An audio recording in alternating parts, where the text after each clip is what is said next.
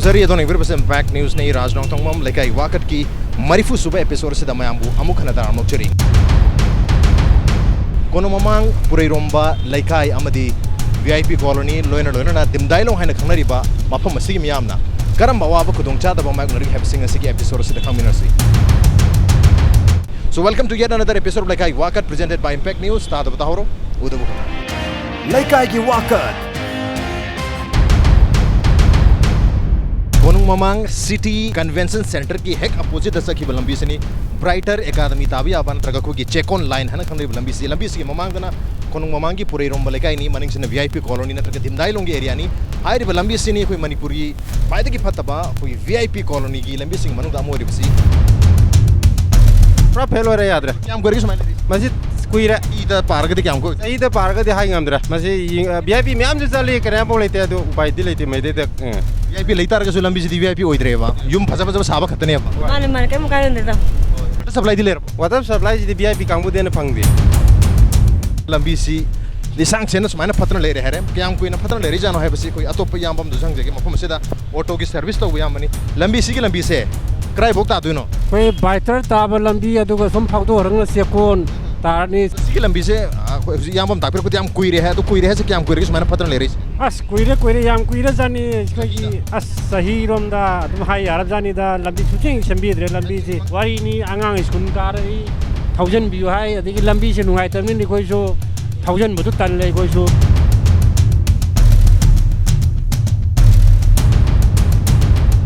दिमदाइलोंग so area तेरा सी लंबी से क्या हम करके सुमाइना पत्र ले रही है कोई रे कोई लाइबे देखिने ने खंगबो दी सुमाइ पत्र तुम ले रे बा या मसवाई देगिरो नतिया काय चबिरो बनो असिदा टीवी सेम लापा सी लंबी जो माइ तोरी के सी लंबी से मैम उरी सी nga yok pa yani गाड़ी थौबदि करी फील तोरी एक्सपीरियंस गाड़ी चते या तनु चले अदुगा मसी केनो VIP जम लई है VIP सेम लई मसी केनो ने अखोई केनो की ममांगी हाई जब तारे सेकेंड वॉर ममांगी लंबी हाई तारे मा तो वरी छजगे काय सपि तुइनो इमा पुरेरोंबा लेकाई दिरो माने लेकाई सी कमाई तोरी के लेकाई से हौजी मो खोई की से VIP मक्ता लेबा जगाने अदुबो खोई लंबी थोंगे यामना नुंगाइतबना खोई दा याम अवाबम ओइरसी मयामना से खोई साइदे कुथाबी यारगा जो हौजी तिएगा इना अभी कुथाबी है ना अभी ओइदरे कुथाबी एन थोली जे कुल लेना तो इराबा कुल लेना मी नौ सिबि सिंगा जो थुंगन ब्रो थुंगल यादो हौजी ती खरदी फारे पुरेरोंबा लेकाई है ना खंडे लेकाई सी खरा कुटली सिंग खरा तुंगली हाइदना अतोपा लेकाई सी अकोय बदले मियामना कुथाबी गानो से कोई हरी अदुबु लेकाई सी नथि कुथारी से हारि ब्राइटर एकेडमी ताकिबा न्यूज़ एकोन ताकिबा दिमदाइलोंग ताकिबा लंबी से तसिंगना कुल लेरे मर मदुना लेकाई सिबु कुथाबी को वी मोता लंबी सी वेना कुथाबी को बुता कछु गाइदे बीज कमाई तोरिनो लेकाई लंबी से याम नुंगाइते चटबो खोटबसे याम नुंगाइते याम गरे समाई तोरि कोई क्रा दुम नुंग ताबदा दुम नुंगाइते याद रे याद रे याम नुंगाइ रे जंग वरी सजबा नो हेक्टार को हारि लंबी सी चटप याद रे खोंग चटपसु याद रे मांग दे यंग मांग लेरिबा पोर्ट होल मयाम से तारिबा इसिंग मरक से करम ना खोंग चकतुना हाइबगी याम चावबो क्वेश्चन दुनी पोर्ट होल से चौमन खिदना मफम सोय जे स्विमिंग पूल लमोन थोगा मयाम तुम इरोय बदम यारनी सोय द लाइरो हंदुरो बाबू होइबो जी लंबी से फॉर लगतो कमाई करी एक्सपीरियंस बिल तोरी याम नुंगाइते बितारे याम कुइरेम से सही तारा मरी मंगा की मथक तगी तुम अया मन सेम उदे तन गाड़ी थौबो सोंदा या चत्ते दी तंगाई फदम मतम द खुइ सि लाए सिले माइ लेटर गानो सोंदा लाए मरम दि सि लंबी फतबी फिबम से खंगमनिना याम वजरी याम वरी सजबा लंबी सिदा कनाम त लांग द्रे हाइबने दुबु चत्तबे यादब तांग के ओरगलगदी हाइर लंबी सिदा उपाय लेटर गांदा लाक पनतना लंबी सिदा कनाम लांग द्रे मांग द लेरिबा कोम से यंग व्यू कोम से क्याम चावरगे हाइबदा लंबी सुंगै लेखि स्कूल जतुरा सीसी हायर सेकेंडरी स्कूल लंबी से कमाई तोरगी लंबी से चप्पन नुंगाइद्रे अकोय कुंगु चप्पा खोपदा यूनिफॉर्म गुंबा लेम मोले चही अनि हुम फराग अनि हुम बादु ममांग दरि नुंगारम ब्रो लंबी से हम हानि द सुम तुम सासुम ले रे वाया मतम दा सेम तारगा सु काइबना होय काइबना हाले सेम मसु साइड की लोकल एमएलए जो मंगाए ले खुलकी जे काइमिंग जमी दबी कंडीशन हम लेबको साजि खरी केंद्र ओइदिनो वांगै केंद्र ने के बोर्ड में आगे होइना सेमजन बि बतारगा जो लॉन्ग टर्म प्लान होइना खर क्वालिटी मेंटेन तोर सेम पामनिंगेबा याम नुंगाइ जरे वरी साना जबा कोई सेंबिरक मतमदा इलेक्शन में आगे सेंबिरक बतारगसु क्वालिटी मेंटेन तोर सेंबिरो नुंगालगा लेखक चटपी नत्रग नापी हौजल फुई कंडीशन दु वी नो हैव नी स्वा एरिया से यंग बियू पोर्ट होल गातनी मरमदना मफम स्वाइसी VIP कॉलोनी को बगी होता पोर्ट होल कॉलोनी हाइदुना नौना नोमेनक्लेचर अमा तौबन हेन फरगनी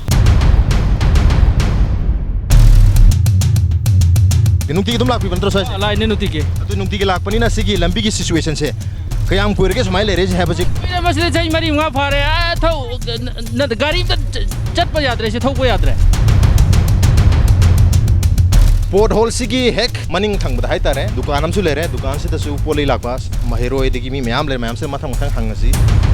ꯑꯗꯣ ꯁꯤꯒꯤ ꯂꯝꯕꯤ ꯁ꯭ꯋꯥꯏꯁꯤ ꯆꯠꯊꯣꯛ ꯆꯠꯁꯤꯟ ꯇꯧꯕꯗ ꯀꯃꯥꯏꯅ ꯇꯧꯔꯤ ꯈꯔ ꯅꯨꯡꯉꯥꯏꯇꯦ ꯈꯔ ꯈꯗꯔꯣ ꯌꯥꯝꯅꯔꯣ ꯈꯔ ꯌꯥꯝꯅ ꯒꯥꯔꯤ ꯊꯧꯕꯗꯀꯣ ꯑꯁ ꯏꯁꯤꯡ ꯁꯤꯐꯥꯎ ꯂꯥꯛꯑꯦ ꯅꯨꯡ ꯂꯥꯛꯑꯦ ꯁꯤꯁꯥ ꯇꯣ ꯁꯤꯗꯁꯨ ꯀꯥꯏꯔꯒ ꯂꯩꯕꯅꯦ ꯁꯤ ꯃꯊꯪꯁꯤꯗꯤ ꯁꯤꯡꯈ꯭ꯔꯦ ꯅꯨꯡꯅ ꯊꯣꯝꯕꯗ ꯀꯥꯏꯔꯦꯕ ꯗꯨꯀꯥꯟ ꯍꯣꯏ ꯀꯥꯏꯔꯦ ꯑꯉꯥꯡ ꯊꯝꯕꯁꯨ ꯀꯤꯌꯦ ꯃꯄꯥꯟꯗ ꯃꯌꯥꯝꯁꯦ ꯒꯥꯔꯤꯁꯤ ꯇꯦꯛꯈꯠꯇꯅ ꯊꯧꯖꯅꯔꯛꯄꯗ ꯍꯥꯏꯔꯤꯕ ꯀꯣꯝꯁꯤꯗꯒꯤ ꯀꯥꯞꯁꯜꯂꯛꯄ ꯏꯁꯤꯡꯅ ꯗꯨꯀꯥꯟꯁꯤ ꯌꯧꯁꯜꯂꯛꯏ ꯑꯗꯨꯒ ꯅꯣꯡ ꯆꯨꯗꯕ ꯃꯇꯝꯗꯅ ꯃꯁꯤꯗꯒꯤ ꯀꯥꯞꯊꯣꯔꯛꯄ ꯅꯨꯡꯅ ꯗꯨꯀꯥꯟꯗ ꯊꯥꯖꯜꯂꯛꯄ ꯌꯥꯎꯔꯤ ꯃꯔꯝꯗ ꯃꯐꯝ ꯑꯁꯤꯗ ꯐꯝꯕ ꯂꯩꯕ ꯏꯚꯟ ꯑꯉꯥꯡꯒꯨꯝꯕ ꯊꯝꯕꯗ ꯁꯦꯐ ꯑꯣꯏꯗ꯭ꯔꯦ ꯍꯥꯏꯕ ꯅꯨꯡꯁꯥ ꯁꯥꯔꯒꯗꯤ ꯀꯃꯥꯏꯅ ꯇꯧꯏ ꯅꯨꯡꯁꯥ ꯁꯥꯔꯦꯒꯅ ꯅꯣꯡ ꯆꯨꯔꯦꯒꯅ ꯏꯁꯤꯡꯗꯣ ꯂꯩꯀꯥꯏꯒꯤ ꯋꯥꯀꯠ ꯁꯣꯝꯒꯤꯁꯤꯅ ꯗꯤꯝꯗꯥꯏꯂꯣꯡꯅꯤ ꯁꯣꯝꯁꯤꯅ ꯅꯣꯡꯄꯣꯛ ꯏꯪꯈꯣꯜ ꯃꯩꯇꯩ ꯂꯩꯀꯥꯏ ꯅꯣꯡꯄꯣꯛ ꯏꯪꯈꯣꯜ ꯃꯩꯇꯩ ꯂꯩꯀꯥꯏꯅꯦꯕ ꯍꯣꯏ ꯁꯤꯒꯤ ꯂꯝꯕꯤꯁꯤꯁꯨ ꯌꯦꯡꯕꯗ ꯌꯥꯗ꯭ꯔꯦ ꯗꯤꯝꯗꯥꯏꯂꯣꯡꯒꯤꯁꯨ ꯍꯧꯕꯒ ꯀꯣꯝꯅ ꯍꯧꯔꯦ ꯂꯝꯕꯤꯁꯤ ꯁ꯭ꯋꯥꯏꯁꯦ ꯂꯣꯏꯅ ꯑꯝꯇ ꯌꯥꯗ꯭ꯔꯕꯖꯥꯠꯂꯥ ꯍꯣꯏ ꯃꯁꯤ ꯇꯁꯦꯡꯅ ꯂꯝꯕꯤꯁꯤ ꯌꯥꯗꯕꯗꯣ ꯑꯣꯏꯔꯦ ꯑꯗꯣ ꯑꯁꯤ ꯀꯣꯅꯨꯡꯃꯥꯡ ꯆꯪꯉꯛꯄꯗꯒꯤ ꯔꯦꯃꯦꯗꯤ ꯍꯣꯁꯄꯤꯇꯥꯜꯗꯒꯤꯅ ꯑꯩꯈꯣꯏ ꯅ꯭ꯌꯨ ꯆꯦꯀꯣꯜ ꯇ꯭ꯔꯥꯐꯤꯛ ꯄꯣꯏꯟ ꯐꯥꯎꯁꯤ ꯑꯁꯨꯛꯀꯤ ꯃꯇꯤꯛ ꯂꯝꯕꯤꯁꯦ ꯁꯣꯛꯑꯦ ꯍꯥꯏꯔꯤꯕ ꯄꯣꯠꯁꯤꯗꯩꯗ ꯑꯩꯈꯣꯏꯒꯤ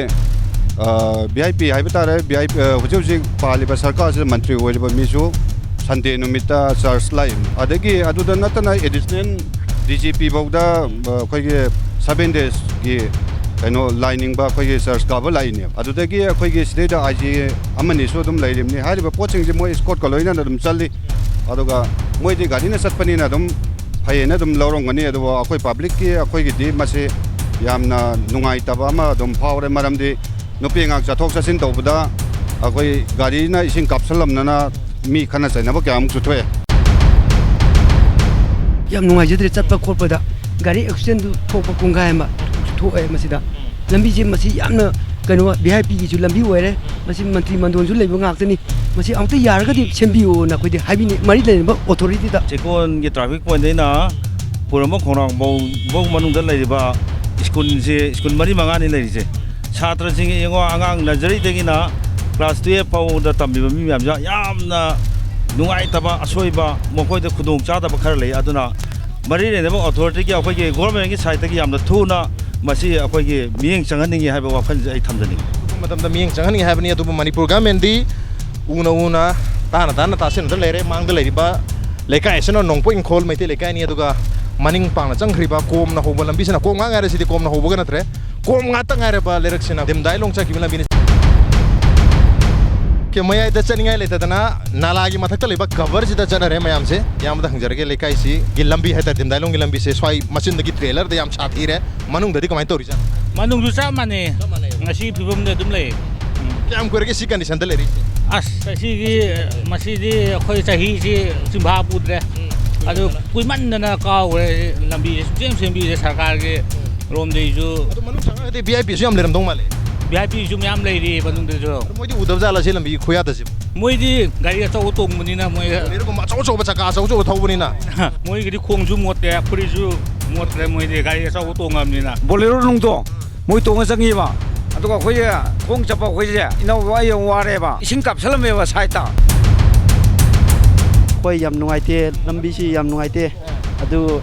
ꯀꯣꯂꯦꯖꯀꯨꯝꯕ ꯆꯠꯄ ꯁ꯭ꯀꯨꯜꯒꯨꯝꯕ ꯆꯠꯄꯁꯤ ꯌꯥꯝ ꯐꯔꯛ ꯇꯥꯏ ꯅꯨꯡꯉꯥꯏꯇꯦꯕ ꯁꯤ ꯂꯝꯕꯤꯁꯤ ꯅꯂꯥ ꯐꯥꯎꯕꯗꯤ ꯁꯦꯝꯕ ꯌꯥꯏꯅ ꯁꯤ ꯑꯗꯨꯅ ꯂꯩꯇꯦꯕ ꯑꯗꯨꯅ ꯑꯩꯈꯣꯏ ꯆꯤꯐ ꯃꯤꯅꯤꯁꯇꯔ ꯍꯧꯖꯤꯛ ꯂꯩꯕꯁꯤꯡꯁꯦ ꯀꯃꯥꯏꯅ ꯍꯤꯡꯕ꯭ꯔꯣ ꯑꯁꯤ ꯑꯩꯈꯣꯏꯁꯦ ꯈꯜꯂꯦꯕ ꯃꯣꯏꯗꯤ ꯁ꯭ꯋꯥꯏꯗ ꯂꯩꯇꯕꯅꯤꯅ ꯃꯣꯏꯗꯤ ꯁꯨꯝꯕꯒꯤ ꯑꯋꯥꯕꯁꯤ ꯊꯦꯡꯅꯔꯝꯃꯣꯏ ꯃꯣꯏꯅ ꯂꯩꯕꯤꯝꯗꯨꯗꯤ ꯕꯪꯒꯂꯣ ꯉꯥꯛꯇꯅꯤꯅ ꯑꯋꯥꯕꯁꯤ ꯂꯩꯇꯦ ꯕꯪꯒꯂꯣ ꯅꯠꯇ꯭ꯔꯒꯁꯨ ꯒꯥꯔꯤ ꯑꯆꯧꯕꯗ ꯆꯠꯄꯅꯤꯅ ꯁꯨꯝꯕ ꯀꯣꯡꯈꯨꯠ ꯂꯩꯔꯝꯕ ꯂꯩꯈꯣꯝ ꯂꯩꯔꯝꯕꯁꯤ ꯃꯈꯣꯏꯗ ꯐꯤꯜ ꯇꯧꯗꯦ ꯃꯤꯆꯝ ꯄ꯭ꯔꯖꯥꯗꯅꯤ ꯆꯠꯊꯣꯛ ꯆꯠꯁꯤꯟꯗ ꯅꯨꯡꯉꯥꯏꯇ꯭ꯔꯤꯁꯦ ꯌꯨꯝꯗꯤ ꯑꯆꯧꯕꯅꯤ ꯂꯩꯔꯤꯁꯦ ꯐꯖꯈ꯭ꯔꯕ ꯕꯤꯜꯗꯤꯡ ꯍꯥꯏꯇꯥꯔꯦ ꯂꯨꯄꯥ ꯀꯔꯣꯔ ꯆꯪꯅ ꯁꯥꯕ ꯌꯨꯝꯅꯤ ꯂꯩꯔꯤꯁꯦ ꯑꯗꯨꯕꯨ ꯂꯩꯀꯥꯏꯁꯤꯗ ꯂꯩꯔꯤꯕ ꯂꯝꯕꯤꯁꯤꯗꯤ ꯁꯥꯔꯤꯕ ꯂꯨꯄꯥ ꯀꯔꯣꯔꯗꯨꯒꯤ ꯍꯥꯏꯇꯥꯔꯦ ꯃꯗꯨꯕꯨ ꯌꯦꯡꯕ ꯃꯇꯝꯗ ꯃꯁꯤꯗꯤ ꯃꯈꯥꯏ ꯁꯤꯀꯤꯒꯤ ꯂꯝꯕꯤ ꯍꯥꯏꯕꯗꯨ ꯇꯥꯔꯦ ꯁꯣꯝꯗ ꯑꯩꯈꯣꯏꯒꯤ ꯏꯌꯥꯝꯕ ꯑꯃꯁꯨ ꯂꯩꯔꯦ ꯏꯌꯥꯝꯕꯗ ꯍꯪꯖꯒꯦ ꯏꯌꯥꯝꯕ ꯁ꯭ꯋꯥꯏ ꯀꯣꯂꯣꯅꯤꯒꯤ ꯍꯥꯏꯇꯥꯔꯦꯅꯦ ꯂꯝꯕꯤꯁꯦ ꯍꯦꯛ ꯆꯪꯉꯛꯄꯗ ꯄꯣꯠ ꯍꯣꯜꯅ ꯍꯧꯔꯦ lambi na haudre kari haibini lambi sam phan lai lambi si hairagadi pungning yam soe khoi si 0 kilometer haina Imphal city manung la leiba laikai ni adubo leiri basi naw sing na su ure drain oina chen dan leire sarok manung da masi athuba matamda akhoi ge local representative haitare honorable MLA masung works department PICD department moi meyam sina leiriba soiba meyam haitare ko si leiriba phibam si yengbiraga athuba matamda sembiu haibse hainingi nataragadi khoi NDA government gi smart city haiba Imphal ge project se khoi ge oina di mang oina toy dream oina lere adu swai yam smart ore haitare lambi se port hole ngata ngare lambi utre adu khoi oja se department gum so department thau to biram dong mali oja hoina initiative lobi haitare na at least complain dor go khoi lekai lambi se yadre sembiu haibagi complain gum hoi request haitare na appeal gum khoi department sing da na concern MLA da haibi khibet masi akhoi ai development secretary khun laikai gi ni khoi tangkak kayamuk ta akhoi honorable MLA da su chachare khun gi mi meyam na su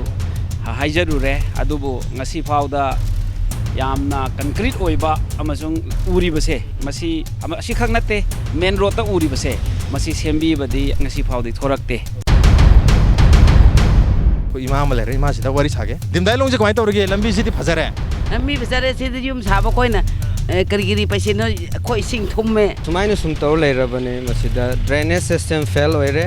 lambi maintenance to bidre even koi sukak to natna even drinking water facilities for koi sidati amata phangte so the drinking water facility leite si fo lakte koi gi drinking water se dimdailong se loina ma dum phangdab jal dimdailong loina ma phangdre from beginning to end si amata phangdre lambi si condition sini hujik leiri bes bi dana te ising ju phangdre dimdailong se completely collapse ni pangdu jang je pamu sa auto dum chen tok bibra tawe lambi se kamai tawri lambi si yadre da kuire da yadawa gari so thobi ba ita online ta thangjar ke lambi si bo gari chauna thobuni na chaw thobuni na thoidong na noi ta bo fil torom dong wan de tu kari habi ni lambi se kamai tawri lambi si yadre da si sengga sagat pe si kha thunu yengbi engsin bi da ba moi concern authority na engsin bi ga di khunji da natna laiba koi chin naw sing sa chok chasin tawi ba nam sin di no khudong sab si phangadra haina kanjai dimdailong gi awang thang balerak sidi engsa haja gi ba koi train su yadre train se leita ba chap mane ha batare masi ising ji sian drabni na khara kut pam pam da tunga leiba aduga madri sian thoraga lambi da mutung chen ba lekhom lena nga tangai ba ri amor kai me am khu gi solid waste me am su yum da gi tholak ba masi me am sun punjel laga lekai si pungta iter ga pungthi thir ga pumtaw taw raga leira ha batare lekhom lena gi mathak ta amor kai mathak ising yam phajaba situation ni leiri si dimdailong gi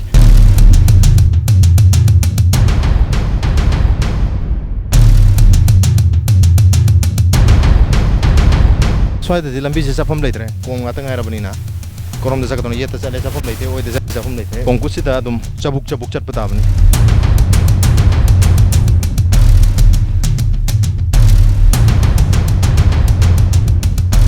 Imphal city ki 0 mile de leba VIP colony am de leremi ba drainage system ki condition se view masi bu drainage system ka godari bra lambi si su view masi bu lambi ka godari bra ngoài ba hai cái âm phong ngoài thế đó, tôi xin em xin yad rồi, là tôi trên để xin hết nông ta với xin thun là đúng lấy rồi. Mang cái lại ba gari riêng view, xí cái lambi sẽ ta hangaran ta nông ta mari mangara thâu tar cái ti gari đó tụm masam tan ta loi ba ta bani, yum da han bagi mahota workshop ta tụm thâu se lam yar. Soalnya orang itu nala jam pasar pukri oleh soalnya itu nala se. Masih anytime nong je minit mangga surah ke dia tụm centrok ba ta bani. Duga lambi ki condition se hena phalan da bagi song marju itu ni sono soeng view. Drain ki condition am ta chen da ba khoi stagnant oi ba lep pa ga lei ba drain nga ta ni phai da VIP ju am lei ma ne aru ka Sunday go ma da church ta VIP ga su tum kare hai ko to dui lai hai no moi nu udab jar lambi ji ura ga su khang de moi emle na tawbi ga dra hai na emle ga suna lag ro sai ta nahan bot matam da di la amme okay bot ki matam da la amme tu madu matung da ugidre lekai sida ubo phangba bu koma chau ba nala ya da ba water supply gi sing thakpa phangda basina lekai sigi khwai dagi phajaba visual oire hare dagi am lekai jigam bali lekai si as ren yadre sorok yadre kaim ta yadre sidi tori je koi loken MLA sing ju yengsin bi dre haibdi mokoi na kari hai tare sarkar ki pik thagdaba mayam jo pi tharga sembi reti phagdaba sembi re pungtaw taw je ekoi chal je isana hai jabane se lambi matek se matai da khara tong esi masi personally yamna thajaba gi tong jabani aur ga kulli sina koi MLA na government na thabirambugi kutlibani haibagi yam phajaba comparative study haiba tare natraga example haiba tare yam bibiri so nakan lambi gi awang thang basaruk sena lambulen kawrani hare aduga yelom da chumdring thokragana new chekon tagadwa lambi ni soi lambi sisu phajare kom ngata ngare koi manipur gi tongan ba swimming pool sadrasu are koi swimming gi any competition state level national level gi competition tawgi hai tare soi da laga dum butterfly stroke tawgi are hetare duganam lai dugan si kom ji heng mamang dane kom ji ising toy toy kapsal dong mali kamai tawri sai lambi si loire da hainingai leite मीना पोट लेब लाप मीना side लेप इसिंग चोंगे गाड़ी थौरीब मीगैसु ग्यान तादे इसिंग मरक्ता गाड़ी थौरगा नुंगाइबोइना खले गाड़ी थौब मीगैना अदुगा वाटर सप्लाई इसिंग सु पीद माने साइवाइदा वाटर सप्लाई ममांग गाड़ी पिरमद्रो पिरम साइवाइदा अनम अखोइना खंगकपगीदी पिरमद्रि हुजिक फाउगी ओइना सु पीद्रि यंगर जनरेशन सिंग हे खंगप तैदी मफम साइसिदा वाटर सप्लाई की सिंग सु ड्रॉप अमत तादे वाटर पाइपलाइन सु फोंगिबा लेदी हाबगी वाफम लाई अदुगा यामना कंडीशन फतना थमोय सोनिंगाई ओइबा फियम द लेरिबसी लेखाय सिगी लंबी थोंगसिन ओइरी लंबी सिन ओइरी हाबा तारे मफम मसिददी अखोइना तोय तोय हंगजबा वाहंग where is the road lambi karai da sakrabage lambi karai da mang khrabage haibadu di aduma khangba ya Leikai gi Wakat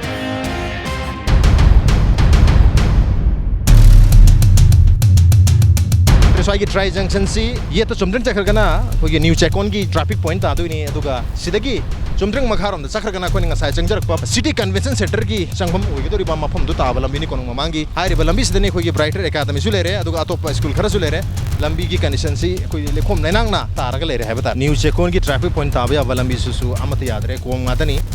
yamna strategically maroiba business ki point of view da issue an maroiba market area ne du bahari mafam sida lambi su phatana thambi ba haibasi masi negligence ki indifference ki khwaidagi chawba awang ba level ne habata re mafam sida koi gari service to bi mayam lere mayam da suwari sarang jage sigi chekon gi lambi sa sun gi lambi budi am phalodre logo chekon ta gi lambi su kyam gorge samana kom kom halal le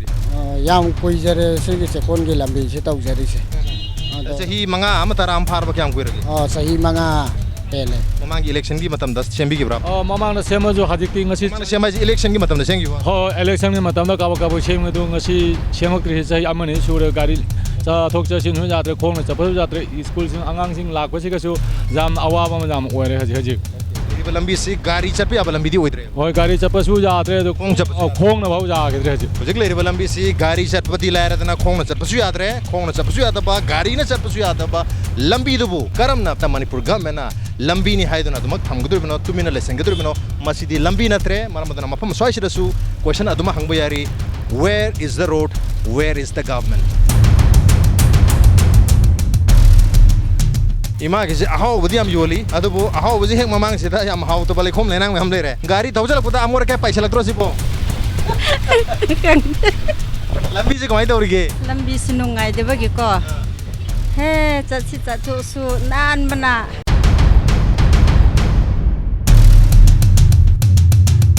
ai thawam jojoru me kari anga school thilu ro hoi hoi bright academy da hoi adu lambi je bu gari thawbu yari bo lambi si soya dre kari upoi lai ni adu bunung ti gi lak ya da bani na anga khenok thinjing gi lang mani adu matak haidi kadu mo pot khare di paise lore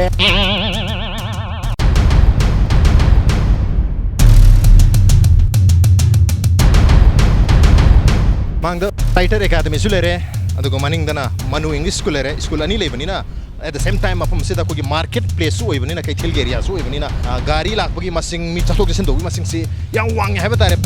leba nung se khadi di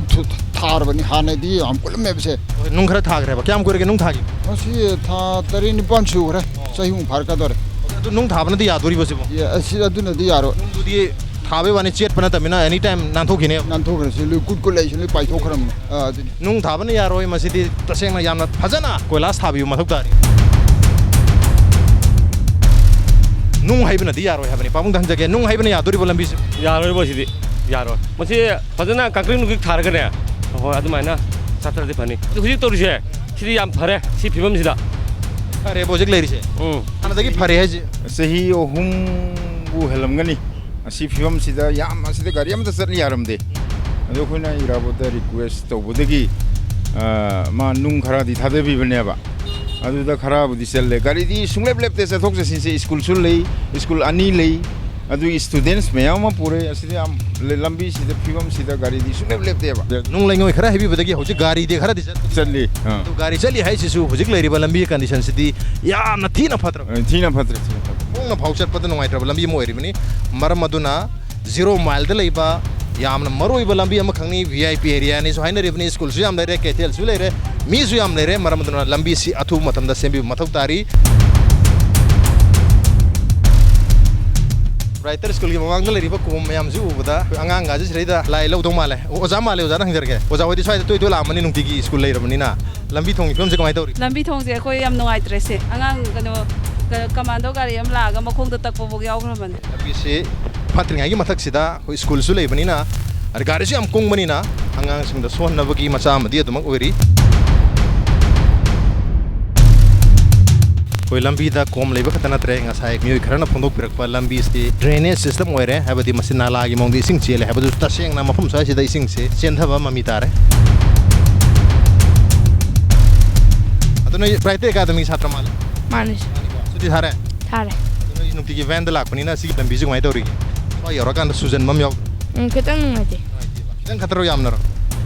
ꯂꯝꯕꯤꯁꯤ ꯅꯣꯏꯅ ꯍꯦꯛ school ꯀꯥꯔꯛꯄꯗꯒꯤ ꯀꯣꯏꯂꯥꯁꯀꯥꯁꯦ ꯐꯖꯅ ꯊꯥꯔꯒꯀꯣ ꯒꯥꯔꯤ ꯊꯧꯕꯗ ꯅꯨꯡꯉꯥꯏꯅ ꯇꯣꯡꯕꯗ ꯅꯨꯡꯉꯥꯏꯕꯁꯦ ꯌꯥꯎꯔꯛꯈ꯭ꯔꯕ ꯑꯃꯨꯛꯇꯪ ꯌꯥꯎꯗ꯭ꯔꯤ ꯑꯗꯨꯝ ꯀꯣꯝ ꯑꯗꯨꯝ ꯂꯩꯔꯝꯃꯦ ꯑꯩꯈꯣꯏꯒꯤ ꯁ꯭ꯀꯨꯜ ꯅꯧꯅ ꯇꯝꯃꯛꯏꯕ ꯍꯥꯏꯇꯥꯔꯦ ꯑꯄꯤꯛꯄ ꯃꯍꯩꯔꯣꯏꯁꯤꯡꯅ ꯐꯥꯎꯕ ꯕ꯭ꯔꯥꯏꯇꯔ ꯑꯦꯀꯥꯗꯃꯤꯒꯤ ꯃꯃꯥꯡꯗ ꯂꯩꯔꯤꯕ ꯗꯤꯝꯗꯥꯏꯂꯣꯡꯒꯤ ꯂꯝꯕꯤ ꯍꯥꯏꯕ ꯇꯥꯔꯦ ꯄꯨꯔꯩꯔꯣꯝꯕ ꯈꯣꯡꯅꯥꯡꯈꯣꯡ ꯇꯥꯈꯤꯕ ꯂꯝꯕꯤꯁꯤ ꯁꯨꯃꯥꯏꯅ ꯁꯨꯝ ꯆꯥꯎꯅ ꯄꯨꯈ꯭ꯔꯤꯒꯤ ꯃꯑꯣꯡꯗ ꯇꯧꯔ ꯂꯩꯕꯁꯦ ꯑꯗꯨꯝ ꯊꯦꯡꯅꯔꯦ ꯑꯃꯨꯛ ꯐꯥꯎꯕ ꯅꯤꯡꯊꯤꯅ ꯀꯣꯏꯂꯥꯁ ꯊꯥꯔꯒ ꯅꯥꯟꯅ ꯒꯥꯔꯤ ꯆꯠꯄꯗ ꯅꯨꯡꯉꯥꯏꯅ ꯂꯩꯔꯝꯕ ꯌꯥꯎꯗ꯭ꯔꯤ ꯍꯥꯏꯕꯒꯤ ꯋꯥꯐꯝ ꯐꯣꯡꯗꯣꯛꯅꯔꯛꯂꯤ ꯑꯣꯖꯥ ꯃꯥꯡꯗ ꯂꯩꯔꯤꯕ ꯄꯨꯈ꯭ꯔꯤꯁꯤ ꯎꯕꯗ ꯀꯔꯤ ꯐꯤꯜ ꯇꯧꯕꯤꯒꯦ ꯃꯁꯤ ꯑꯃꯔꯣꯝ ꯍꯥꯏꯔꯗꯤ ꯑꯩꯈꯣꯏꯒꯤ ꯁꯤꯒꯤ ꯂꯝꯕꯤꯁꯤ ꯌꯥꯝꯅ ꯊꯤꯃꯟꯗꯅ ꯑꯩꯈꯣꯏ ꯆꯠꯄ ꯐꯥꯎꯕ ꯌꯥꯝꯅ ꯇꯟꯈ꯭ꯔꯦ ꯑꯗ ꯃꯁꯤ ꯃꯄꯨ ꯄꯥꯟꯗꯕ ꯀꯟꯁꯇꯤꯇ꯭ꯌꯨꯟꯁꯤ ꯑꯣꯏꯈ꯭ꯔꯦ ꯃꯁꯤ ꯑꯩꯈꯣꯏ ꯖꯒꯥꯁꯦ ꯑꯗꯣ MLA ꯃꯁꯥꯅ ꯁꯤꯗ ꯃꯈꯣꯏꯒꯤ ꯃꯤꯁꯤꯡꯁꯨ ꯃꯁꯥꯅꯁꯨ ꯇꯣꯏꯅ ꯂꯥꯛꯄ ꯃꯐꯝꯅꯤ MLA ꯃꯁꯥ ꯑꯃ ꯑꯗꯨꯝ ꯂꯥꯛꯑꯦꯕ ꯂꯥꯛꯏ ꯃꯔꯛ ꯃꯔꯛꯇꯁꯨ ꯂꯥꯛꯏꯕꯅꯤ ꯑꯗ ꯑꯁꯤ ꯑꯅꯥ ꯂꯩꯔꯒꯁꯨ ꯍꯦꯟꯅ ꯃꯥ ꯊꯋꯥꯏ ꯌꯥꯎꯅ ꯂꯥꯛꯏꯕꯅꯤ ꯑꯗꯨꯅ ꯑꯁꯤꯒꯨꯝꯕ ꯂꯝꯕꯤꯁꯤꯗ ꯍꯦꯟꯅ ꯊꯋꯥꯏ ꯌꯥꯎꯍꯟꯅꯤꯡꯉꯤ PWD ꯀꯅꯥꯁꯨ ꯂꯥꯛꯄ ꯑꯩ ꯎꯗꯦ PWD ꯈꯪꯗꯕꯖꯥꯠꯂ ꯁ꯭ꯋꯥꯏꯁꯦ ꯂꯝꯕꯤ ꯂꯩꯒ ꯈꯪꯗꯦ 0 ꯃꯥꯏꯜꯁꯤꯗ ꯃꯁꯤꯗ ꯈꯪꯗꯕ ꯍꯥꯏꯕꯁꯤꯗꯤ ꯑꯃꯔꯣꯝ ꯍꯥꯏꯔꯗꯤ ꯌꯥꯝꯅ ꯏꯀꯥꯏꯅꯤꯡꯉꯥꯏꯅꯤ ꯑꯗꯨꯒ ꯑꯩꯈꯣꯏ ꯐꯥꯎꯕ ꯁꯤ ꯂꯩꯔꯤ ꯐꯥꯎꯕ ꯑꯩꯈꯣꯏ ꯌꯥꯝꯅ ꯏꯀꯥꯏ ꯍꯥꯏꯕꯗꯤ ꯑꯩꯈꯣꯏ ꯃꯔꯨꯞ ꯃꯄꯥꯡ ꯁꯣꯝꯒꯤ ꯃꯈꯥꯔꯣꯝꯗꯒꯤ ꯁꯤꯡꯒꯤ ꯃꯤ ꯂꯥꯛꯄ ꯃꯇꯝꯗ ꯅꯈꯣꯏꯒꯤ ꯂꯩꯀꯥꯏꯁꯤꯗꯤ ꯌꯥꯝꯅ ꯏꯝꯐꯥꯜ ꯃꯅꯨꯡꯗ ꯂꯩꯔꯒ ꯅꯣꯏ 0 ꯃꯥꯏꯜꯗ ꯂꯩꯔꯒ ꯁꯨꯃꯥꯏꯅ ꯂꯝꯕꯤ ꯂꯩꯔꯝꯕꯁꯤ ꯑꯩꯈꯣꯏ ꯆꯪꯕ ꯇꯜꯂꯦ ꯍꯥꯏꯕꯗ ꯑꯩꯈꯣꯏ ꯌꯥꯝꯅ ꯏꯀꯥꯏꯕ ꯑꯃ ꯄꯣꯛꯏ IMCꯅ ꯐꯣꯡꯗꯣꯛꯈꯤꯕꯁꯨ ꯂꯩꯔꯦ ꯑꯩꯈꯣꯏꯒꯤ ꯋꯥꯇꯔ ꯁꯄ꯭ꯂꯥꯏ ꯏꯁꯤꯡꯁꯤ ꯑꯩꯈꯣꯏ ꯏꯝꯐꯥꯜ ꯑꯦꯔꯤꯌꯥꯗ ꯐꯖꯅ ꯄꯤꯔꯒꯅꯤ ꯃꯗꯨꯗ ꯃꯤꯇꯔꯒ ꯄꯥꯟꯗꯅ ꯏꯁꯤꯡꯁꯦ ꯄꯤꯔꯒꯅꯤꯒꯗꯤ ꯍꯥꯏꯔꯤ ꯑꯗꯨ ꯁ꯭ꯋꯥꯏꯗꯗꯤ ꯄꯥꯏꯞꯄꯨ ꯂꯩꯇ꯭ꯔꯤ ꯃꯤꯇꯔ ꯀꯥꯏꯗ ꯄꯥꯟꯗꯣꯏꯅꯣ ꯀꯔꯤꯝꯐꯥꯎ ꯂꯩꯇ꯭ꯔꯦ ꯑꯗꯨꯗꯤ ꯀꯔꯤꯝꯐꯥꯎ ꯄꯥꯏꯈꯠꯇ꯭ꯔꯦ ꯃꯣꯏꯒꯤ ꯆꯥꯎꯈꯠ ꯊꯧꯔꯥꯡꯁꯦ ꯑꯗꯨꯕꯨ MLAꯁꯨ ꯈꯤꯇꯪ ꯌꯦꯡꯐꯝꯗꯤ ꯊꯣꯛꯏ ꯑꯗꯨꯕꯨ ꯃꯥꯁꯨ ꯀꯔꯤ ꯍꯥꯏꯒꯗ꯭ꯔꯥ ꯈꯪꯗ꯭ꯔꯦ ꯉꯁꯤꯐꯥꯎꯗ ꯃꯥꯁꯨ ꯃꯤꯠꯌꯦꯡ ꯁꯥꯟꯗ꯭ꯔꯦ ꯂꯩꯀꯥꯏꯒꯤ ꯋꯥꯀꯠ ꯂꯩꯀꯥꯏꯁꯤꯗ ꯂꯩꯕꯤꯕ꯭ꯔꯣ ꯅꯠꯇꯦ ꯂꯩꯀꯥꯏꯁꯤꯗꯩꯁꯤꯗ ꯑꯩꯈꯣꯏ ꯏꯅꯥꯎꯁꯤꯁꯤꯗ ꯚꯔꯥꯗ ꯂꯩꯕ ꯑꯩꯈꯣꯏ ꯃꯣꯏꯔꯥꯡꯗꯩꯅꯤ ꯑꯗꯣ ꯂꯩꯀꯥꯏꯁꯤꯒꯤ ꯚꯔꯥꯗ ꯂꯩꯔꯣꯏꯃꯤꯅ ꯆꯠꯊꯣꯛ ꯆꯠꯁꯤꯟꯗꯤ ꯇꯣꯏ ꯇꯧꯔꯝꯃꯅꯤ ꯂꯝꯕꯤꯁꯦ ꯀꯃꯥꯏꯅ ꯇꯧꯔꯤ ꯒꯥꯔꯤꯕꯨꯗꯤ ꯌꯥꯝ ꯐꯖꯕ ꯅꯨꯡꯉꯥꯏꯕ ꯑꯃ ꯊꯧꯔꯛꯏ ꯑꯗꯨꯕꯨ ꯂꯝꯕꯤꯁꯤꯕꯨ ꯊꯧꯕ ꯅꯨꯡꯉꯥꯏꯔꯤ ꯑꯩꯈꯣꯏ ꯌꯨꯝꯗ ꯌꯧꯔ ꯍꯜꯂꯒꯁꯨ ꯃꯪꯗ ꯑꯗꯨꯝ ꯎꯔꯦ ꯇꯥꯏꯕꯪꯗꯁꯨ ꯃꯤꯠ ꯄꯨꯁꯜꯂꯁꯤ ꯁꯤ ꯂꯝꯕꯤꯁꯤ ꯑꯗꯨꯝ ꯎꯔꯦ ꯃꯣꯏꯔꯥꯡꯗ ꯁꯨꯝꯕ ꯂꯝꯕꯤꯒ ꯂꯩꯕꯖꯥꯠꯂꯣ ꯃꯣꯏꯔꯥꯡꯗꯗꯤ ꯑꯩꯈꯣꯏꯅ ꯐꯠꯇ꯭ꯔꯦ ꯍꯥꯏꯗ ꯁꯤꯒꯨꯝꯕꯗꯤ ꯂꯩꯇꯦ ꯁꯥꯔ ꯌꯥꯝ ꯅꯨꯡꯉꯥꯏꯖꯔꯦ ꯃꯣꯏꯔꯥꯡꯗꯒꯤ ꯂꯥꯛꯄꯅꯤ ꯁ꯭ꯋꯥꯏꯗ ꯚꯔꯥꯗ ꯈꯪꯅ ꯆꯥꯟꯅꯕ ꯃꯔꯤ ꯃꯇꯥꯏ ꯃꯤ ꯂꯩꯕꯒꯤ ꯂꯥꯛꯄꯅꯤ ꯍꯥꯏꯔꯦ ꯑꯗꯨꯕꯨ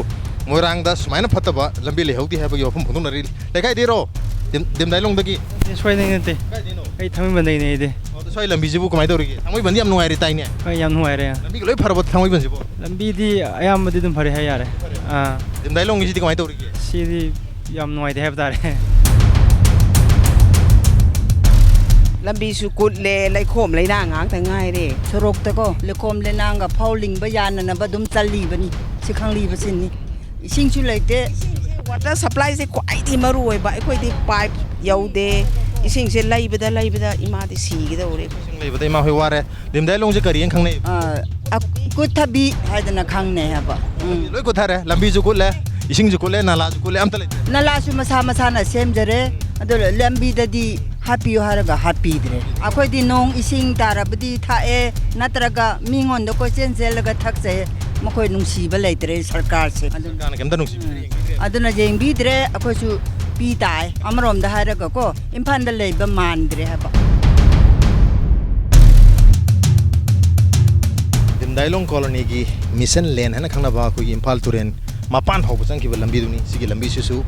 kom nga ta pukri nga ta ngare lambi leitre sangjale yang si nala so sar pathok pogi mami tari na lambi si chapam lekta na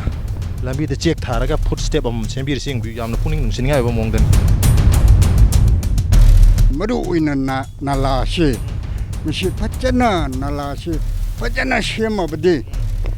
Dimdailong chu Mission chu Mering len chu aduga shi akhoi likai tadet chi pachana kena lambi shi pharin nungai gidabni nala ning kina leitabni na drain system fail orga leibani na lambi da nung lebak haibna di yaroi aduga nung lebak haibu di hujikki matam se gati chana dre 21st century da nung lebak hairaga karamna gari thongna gadoribno karamna khongna chagadoribno drain che asi fazana semba pame adigi asi main road chisu asa VIP area khaktangni adigi moini semba kandana si sanjeng thong VIP area du khaktang kitang kai bag ek seme den thong dagina konung mamang ta balambi sidi VIP lenina kitang macha amok amatang kai du su kutak da port kre asi di de suk kuina sema ji ana pok pudigi semba udri hoi chumna himdi silen sidi mission nam ta yaudre ko ngata ngai hore oh si lambi chathok chajin se zum hanadi se laikai si pisa kra contribute torga si legoi hai tari ko se laikai na private privately khoi na dum tawraga hojik khra thon mane adubu aji makha sing ne khra thon bi rabani hojik ti mathak gi se ising na muka cham no kre ma laikai si lambi se yadre mission len gi lambi kari phari ke bi yadab ne kui gre lambi su ya yadab se simpi na akuina han la ka kom de kin haraka na ju simpi the tu train ju sem do mane da ha si su le ma ozana ma phum se de hek lak padagi ari ba lambi si mission len sing asi phaba black topping ko na start hoi ai thingna dre na maina kom le khom na na ta dum thing hoi adu asi ko mache kra nung go makra kra budi ko sai ba matam sai du lanai pesa khaina ra sa hoi ram kone hoi ke chai budi khara thengna re adu chai du lanai khaina ra chai bne ima ka selo na pole ru ro oh lambi se smaina le ai ra ke sibo ai khoi lambi sibo as chahi khuding ni da no ma phadong cha chahi am phak tu hoi minister na MLA ne kanan su thau sabi de election matam de mun na ra ga le ye ai khoi hoi adaga hayang karab su khangbi dre ngai jare ima ga wari sana jaba laikai sire thengna re khudong cha da basi election ki matam dadi mayam se vote munna le re misang sanga henna yamba tanaga le re adubu election matung dadi hekta kauthok pi khi aduga mafam masida lambi thong ngaite iramna la yade ising yade habise su kauthok pi habani masini ngasi laikai gi wakat ki thorong ngasi gi addition se karam to bibage natraga adong laikai da su laikai wakat ki timna la haning ba targa di ko dekhan bir ko yagani koi mail id impacttvnews@gmail.com natraga ko Facebook page www.facebook.com/impactvmanipur da join to birga comment amadi feedback thabir piyagani ngasi gi andile kai wakat ki thoram se matang soid lesson jergi matang gi cheyolda anoba episode amagalona anoba laikai ama pura nak chege till then keep watching Impact News keep watching laikai wakat ta da batahoro udabu horo